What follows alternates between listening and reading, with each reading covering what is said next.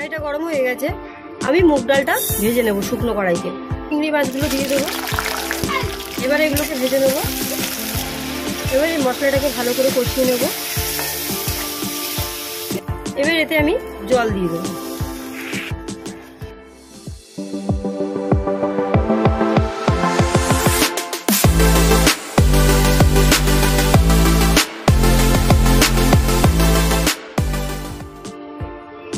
আমি আজকে বানাচ্ছি মুগ চিংড়ি।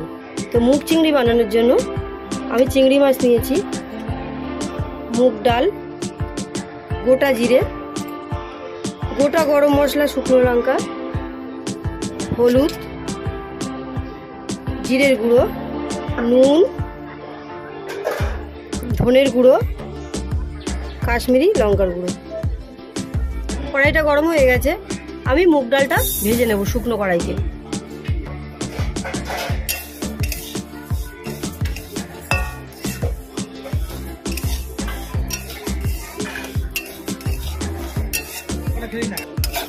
মুগ ডালটা হালকা করে ভাজা হয়ে গেছে, এবার এটাকে ধুয়ে নেব। কড়াইটা গরম হয়ে গেছে, এবার শুকনো লঙ্কা ফোড়ন দেব, তেজপাতা, গোটা জিরে, চিংড়ি মাছগুলো দিয়ে দেবো।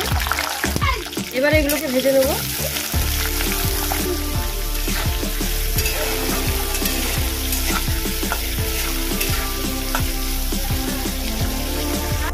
হালকা করে ভেজে নিয়েছি, এবার এতে দেবো হলুদ, জিরের গুঁড়ো, ধনিয়া গুঁড়ো, লঙ্কার গুঁড়ো, দেবো নুন। এবার এই মশলাটাকে ভালো করে কষিয়ে নেব।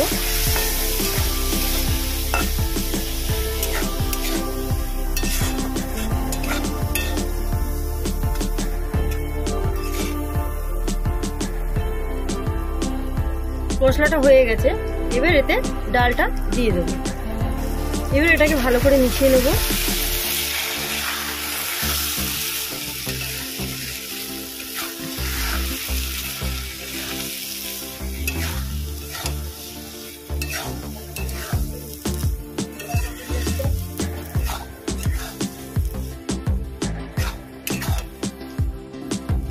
এবার এটা নেড়ে ঝেড়ে নিয়েছি, এবার এতে আমি জল দিয়ে দেবো।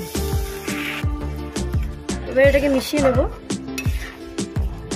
এটা ফোটা পর্যন্ত অপেক্ষা করব।